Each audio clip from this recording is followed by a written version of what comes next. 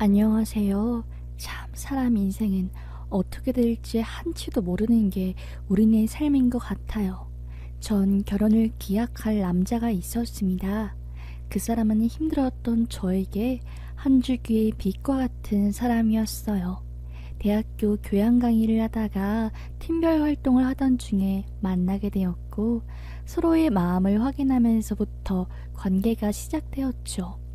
떨리는 관계였고 그 누구보다 열심히 사랑하면서 미래를 기약했습니다. 그때가 저희 둘 다 4학년이라서 졸업을 앞두고 있었고 취업을 해야 할 시기였어요. 무척이나 취준생활이 힘들었습니다.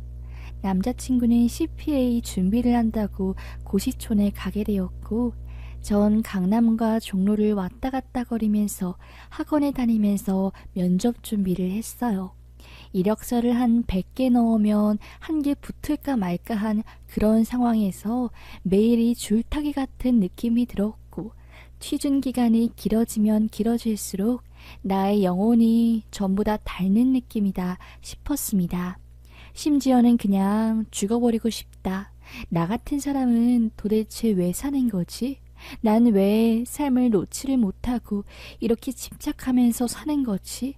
하면서 마음이 아파왔습니다. 그럴 때마다 우울에 빠진 절 건져준 사람은 제 곁을 지켜준 고시준비 남친이었어요. 남자친구는 본인 CPA 준비하는 것도 벅차고 힘들 텐데 매번 저에게 원종아, 넌 세상에서 가장 사랑스러운 사람이야. 얼마나 너가 귀하고 소중한 사람인데 넌 그걸 모르는 것 같아. 알지? 응? 하면서 저에게 말을 해주었지요. 그 말말이 하나하나가 저를 숨쉬게 하고 정말 따뜻하게 만들어주었습니다. 그래, 이런 남자라면 내가 절대로 놓칠 수 없지. 생각한 전 취업만 하면 이 남자에게 내가 진 빚을 전부 다 갚을 거야. 날 살게 해주었으니까 하면서 취업만을 손꼽아 기다리고 있었어요. 그러던 중 한 중견기업에 제가 최종으로 뽑히게 되었고 정말로 방방 뛰면서 막 좋아했어요. 그래, 이제 돈 벌면 내 남친한테 맛있는 것도 많이 사주고 공부하는 남친 대신에 내가 데이트 비용도 대고 그래야지 하면서 찬란한 미래를 꿈꾸었습니다. 남자친구는 조급할 법도 한데 저희 취업이 마치 자기의 일인 양 좋아했어요. 정말 세상에 이런 착한 사람이 또 존재할까 싶었습니다. 그런데 그때 얼마 지나지 않아 남자친구에게서도 엄청나게 기쁜 소식이 들려온 거였어요. 남자친구가 CPA 1차 합격을 한 거였습니다. 그렇게 열심히 공부하고 얼마나 열심히 했냐면 하루에 9시에 독서실에 도착해서 새벽 1시까지 공부하고 집에 가서 또 2시간 공부를 더 할 정도였어요. 전 태어나서 그렇게 간절한 사람의 행동을 본 적 없었고 다른 사람은 몰라도 우리 남친만큼은 꼭 CPA에 붙었으면 좋겠다 싶었습니다. 그런데 1차에 공부한 지 1년이 좀 안 되었을 때 붙다니 거의 기적 같았어요. 내 남친이 정말로 자랑스럽고 그 어려운 회계사 시험에서 1차 붙었다고 온 동네방네에 소문내고 싶었습니다. 내 남친이 이렇게 대단한 사람이고 난 이런 남자친구를 두어서 세상에서 가장 행복한 여자라고 하면서요. 그렇게 제 남자친구는 다시 2차에 돌입하게 되었는데 그때 정말 생각하기도 싫은 끔찍한 일이 벌어지고야 말았습니다. 남자친구가 교통사고를 당하게 된 거였어요. 저로선 생각하기도 싫은 악몽이 현실이 된 거고 매일 밤 울고불고 하면서 대수술 중인 남자친구가 제발 살아서 내 앞에 나타나기만을 바랐죠. 의사는 당장 죽어도 사실 의료상으로 전혀 이상하지 않는 상태입니다. 지금 수술 들어간 것도 당사자의 굳건한 의지 그리고 정신력 때문에 가능한 것 같습니다. 그러니 일단은 마음의 준비를 하시고 찬찬히 결과를 기다려보죠. 저희 의료진들은 최선을 다할 겁니다. 하고 고개를 숙인 겁니다. 저로서는 얼마나 당황해요. 같이 찬란한 미래를 꿈꾸고 있었는데 갑작스러운 이별의 준비라니요. 마치 남편이 죽을 운명에 처한 것처럼 전 목 놓아서 울고불고 제발 살려달라고 난리를 쳤습니다. 남자친구 독서실에서 끝나고 집을 가던 도중에 도보를 걷고 있었는데 만취 운전자가 모는 자동차에 치여서 3m를 위를 붕 떠서 거의 10m가 넘는 곳으로 튕겨져 나간 거였어요.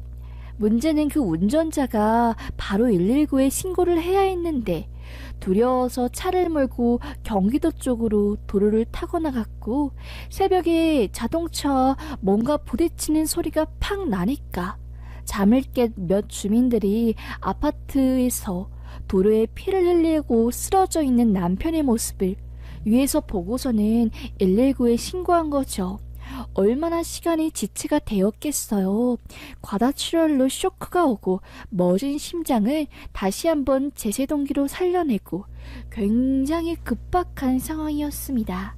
전 처음에 이야기를 듣고 얼마나 놀라고 제발 사실이 아니라고 거짓말이라고 외쳐주길 바랐는데, 새벽에 급하게 간 병원에서 피에 잔뜩 젖은 제 남친의 옷을 보고 현실로 받아들였죠. 그 이후로 총 9번이 대수술을 했습니다. 의사는 왼쪽 다리가 아예 부셔지고 정강이가 쓸리면서 제대로 걸을 수 없게 될 수도 있다고, 의료진이 최선을 다해서 다리 길이는 크게 차이 안 나게 맞추어 놓았는데 달리거나 혹은 오랜 시간 앉아있는 건 아마 못할 가능성이 크다고 말한 거였죠. 그래도 남자친구는 굴복하지 않고 열심히 재활운동하고 교통사고 트라우마를 극복하려고 상담도 열심히 다니고 하루하루 최선을 다해서 살았습니다. 저는 되려 그런 남자친구를 보고 제가 더 힘을 내게 되었고, 그런 남친 옆에서 건강한 여자친구로 남아있고 싶어서 더 제 관리를 열심히 했어요. 그렇게 병원에서 총 1년간의 입원을 하고 치료를 받은 끝에 퇴원하게 되었습니다. 맞춤 신발을 신고 하면 걷는데 문제는 없지만 예전처럼 CPA 장기 준비를 한다거나 그럴 수 없게 된 몸이 된 거죠. 좀 마음이 아프고 힘들었습니다. 사실 겉으론 남자친구가 힘들어하는 게 눈에 다 보여서 걱정되고 이를 어쩌면 좋을까 하면서 마음이 아팠습니다. 그래도 남친이 씩씩하게 잘 이겨내려고 하는 게 보여서 전 그래, 묵묵히 내가 이 사람 곁에서 지켜주면서 이 사람이 다시 일어날 수 있게 해줘야겠다 싶었습니다. 원래는 남친이 회사 합격하고 바로 저에게 청혼을 하려고 했대요. 근데 자기 몸이 이렇게 되고 능력이 없어지니까 저에게 아무것도 하지 못해줬다고, 약속 지킨 게 없다고 하면서 마음을 많이 아파했습니다.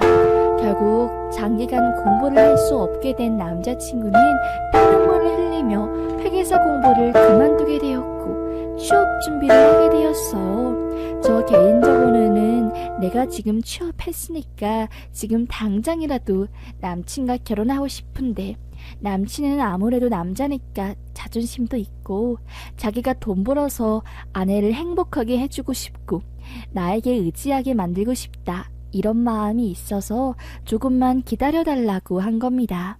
알겠다고 하면서 저는 묵묵히 기다렸지요.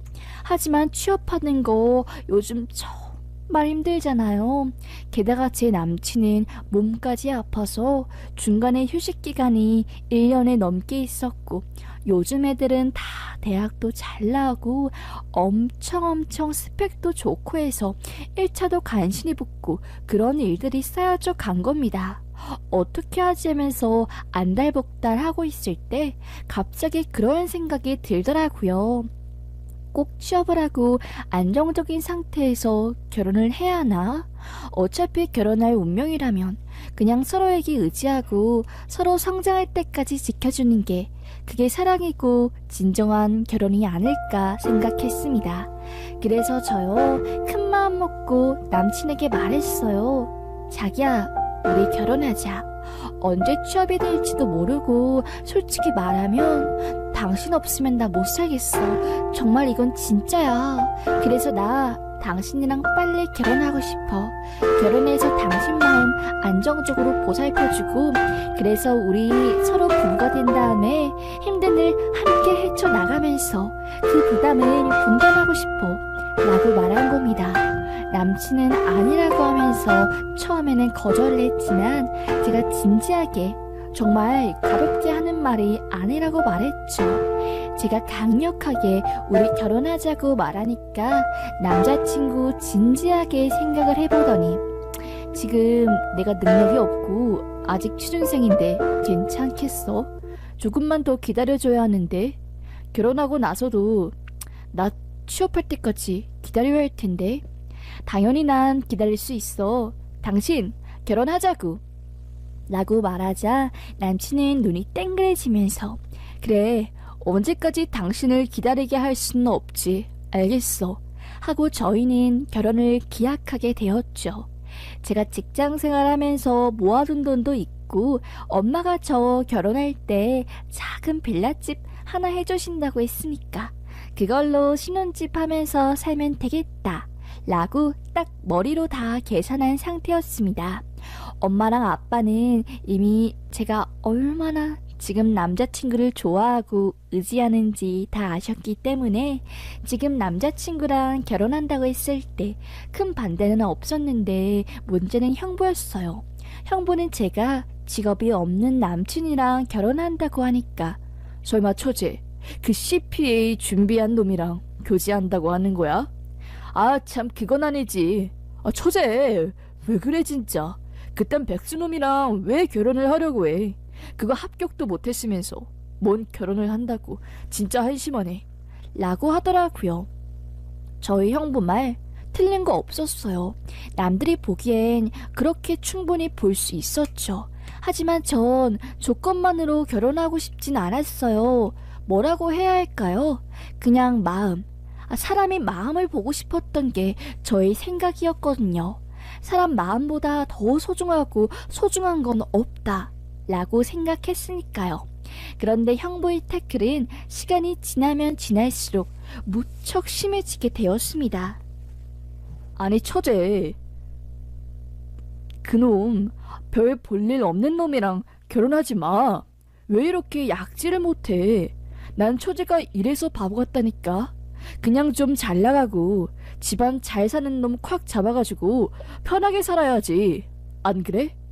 진짜 그게 중요하다고 생각하지 않아? 난 그게 맞는 것 같은데. 참 답답스럽네. 처젠 한심해. 한심해. 너무너무 한심해. 하면서 저에게 대놓고 손가락질을 하는 겁니다. 좀 당황스러웠어요. 왜 그러는 건지, 왜 내가 결혼하겠다고 말한 남자를 굳이 그렇게 비꼬는 건지 짜증나기도 하고 그랬지만, 어차피 이 사람은 내가 생각하기에 최고의 남편감이라고 결정한 거니까 그런 반응에 흔들리지 않고 묵묵하게 받아들였습니다. 그렇게 시간은 흘렀고 상견례 날이 오게 되었어요. 그 전날에 남친이 저희 집에 들려서 부모님 뭐 드린다고 보약 같은 걸 앞에 두고 갔거든요. 그때 집에 있었던 형부가 제 남친을 보고 냅다. 야, 너 회계사 합격 못했다며? 그래서 지금 백수라며 라고 말하는 겁니다. 형부 회식하고 나서 술을 약간 마신 상태로 야야거리면서 무례한 말을 하게 된 거죠. 마음이 넓은 제 남친은 그냥 허허 뭐 어쩌다 보니 그렇게 되었네요. 인생이 늘 뜻대로 풀린다고 말을 할 수는 없잖아요 라고 하며 그냥 부드럽게 넘기려고 하는데, 형부가 또다시 제 남친의 심기를 건드린 겁니다. 그러게 왜 머리도 안 들인 게 회계사 시험을 해서 우리 업계를 넘보냐고 하면서 손가락으로 제 남친 머리를 툭 건든 거였어요. 안 그래도 교통사고 나서 회계사 1차 합격하고 나서도 몸이 아파서 2차 준비를 포기하고 그냥 묵묵히 현실을 받아들인 내 남친인데 화났습니다. 형부 지금 뭐 하는 거예요? 내일 상견례인데 서로 얼굴 붉힐 일 있어요? 아무리 취했다고 해도 넘어야 할 선이 있고 지켜야 할 선이 있는 거예요. 제발 그건 좀 알아서 처신을 해주세요. 나 참 어이가 없어서. 저도 화가 나서 더 이상 가만히 있지 못하겠네요. 하고 냅다 소리를 지르고 남친을 끌고 밖으로 나갔습니다. 전 남친에게 자기야 미안해. 우리 형부가 원래 성격이 좀 안 좋고 자기 회계사 합격했다고 막 우쭐하는 스타일이야. 게다가 주변에서